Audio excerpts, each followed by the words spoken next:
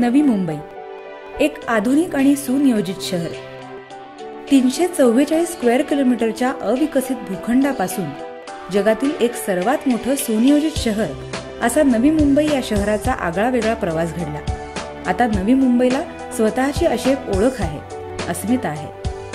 औद्योगिक आणि व्यावसायिक क्षेत्रात सर्वात झपाट्याने वाढणारं हे शहर आहे.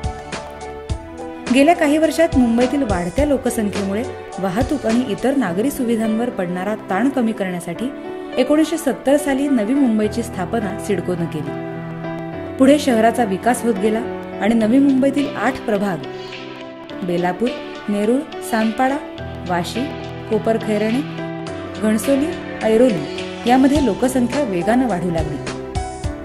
शहराची लोकसंख्या जेव्हा 3 लाखाच्या पलीकडे गेली त्यावेळी महाराष्ट्र शासनानं नवी मुंबई महानगरपालिकेची स्थापना 1 जानेवारी 1992 ला केली.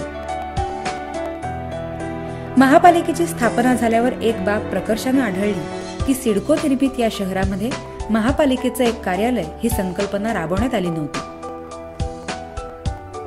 त्यामुळे विखुरलेल्या कार्यालयांमधून महापालिकेनं आपला कारभार सुरू केला.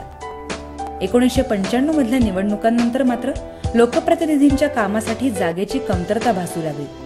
सिडकोनं दिलेला एका इमारतीतील काही भाग कारभार चालवायला पुरेसा नव्हता. तेव्हा नवी मुंबईचे प्रथम महापौर माननीय संजीव नाईक यांनी या प्रश्नाचं गांभीर्य लक्षात घेऊन तत्कालीन माननीय पालकमंत्री गणेश नाईक यांच्या मार्गदर्शनाखाली नवीन जागा मिळवण्यासाठी पाठपुरावा चालू केला. योग्य जागा मिळण्यासाठी तब्बल 7 वर्ष विविध ठिकाणी पाठपुरावा करायला लागला. सानपाडा, कोपरखैराणे, वाशी अशा अनेक ठिकाणी जागा पाहून झाल्या. सीबीडी बेलापूर इथे पाम बीच रस्त्यावर एक जागा निवडण्यात आली, जी मध्यवर्ती आहे आणि नवी मुंबईतील नियोजित विमानतळापासून काही मिनिटांच्या अंतरावर आहे.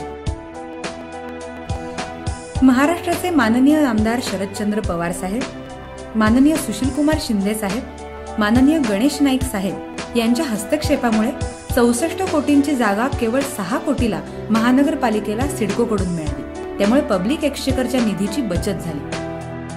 जागा निश्चित झाल्यावर 2001 साली हितेन सेठी अँड असोसिएट्स यांना महापालिका कार्यालयासाठी संकल्पना तयार करण्यासाठी महापालिकेनं नियुक्त केलं.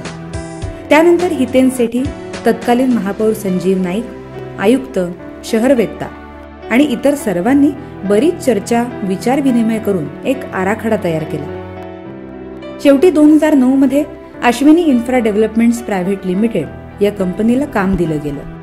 तत्कालीन स्थायी समिती अध्यक्ष माननीय संदीप नाईक यांच्या कारकिर्दीत नवीन मुख्यालयाच्या कामाला मान्यता मिळाली आणि ही भव्य दिव्य इमारत उभारण्याचं काम सुरू झालं.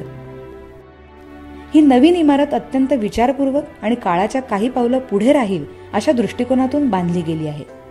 महापालिकेच्या 3 मुख्य प्राधिकरणांचे 3 घुमट, सर्वसाधारण सभा, महापौर, स्थायी समिती आणि आयुक्त हे त्यात समाविष्ट करण्यात आले आहेत. सर्वात उच्चतम स्थानावर हे मुख्य प्राधिकरण आणि त्याचबरोबर विषय समित्या आणि स्थायी समिती यांच्यासाठी कार्यालय अशी या इमारतीची रचना केलेली आहे. याबरोबरच नागरिकांना दाखले, प्रमाणपत्र आणि इतर सरकारी कागदपत्र आणि सुविधा सहज मिळाव्यात अशा दृष्टीनं त्यांची सोय तळमजल्यावर केली गेली आहे. नागरिकांची आणि प्रशासकीय कर्मचाऱ्यांची जास्तीत जास्त सोय व्हावी यासाठी या मुख्यालयाची रचना करण्यात आली आहे. मुख्यालयाच्या आतील संरचना Shapurji Pallonji and company limited या कंपनीनं केली आहे. त्याचबरोबर या मुख्यालयाचं आणखी एक वैशिष्ट्य म्हणजे ही एक ग्रीन बिल्डिंग आहे. पर्यावरणावर या बांधकामाचा कमीत कमी परिणाम व्हावा याची काळजी घेण्यात आली आहे. त्याचबरोबर पारंपरिक ऊर्जेचा वापर इथे कमी करण्यात आला असून biogas plant, rain water harvesting अशा अनेक गोष्टी इथे आहेत. त्याचबरोबर इमारतीसाठी अत्याधुनिक इंटेलिजंट बिल्डिंग मॅनेजमेंट सिस्टीम राबवली गेली आहे.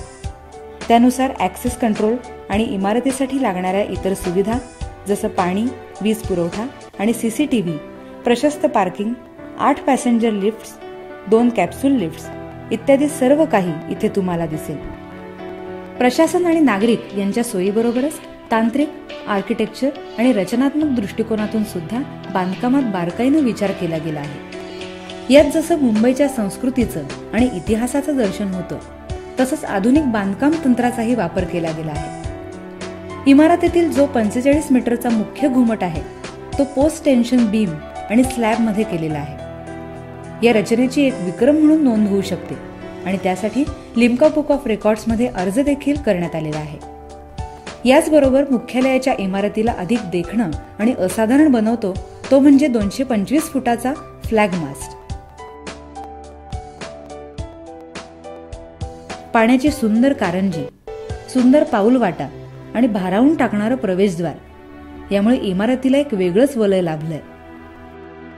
महापौर आणि आयुक्त यांची कार्यालयं ही अत्याधुनिक सोयींनी नटलेली आहेत। या सगळ्या आधुनिकीकरणात माननीय सागर नाईक हे नवी मुंबईचे तरुण आणि धडाडीचे महापौर यांचाही यात मोलाचा वाटा आहे।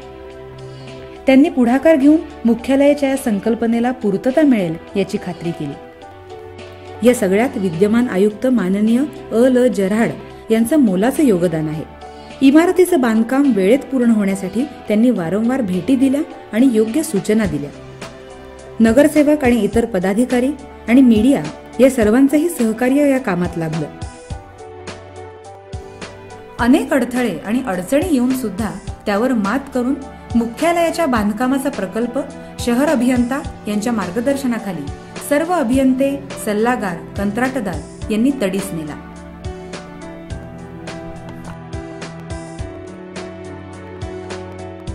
आणि आता सोयी सुविधांनी आणि सौंदर्यानं नटलेलं हे मुख्यालय नागरिकांच्या सेवेसाठी सुसज्ज आहे।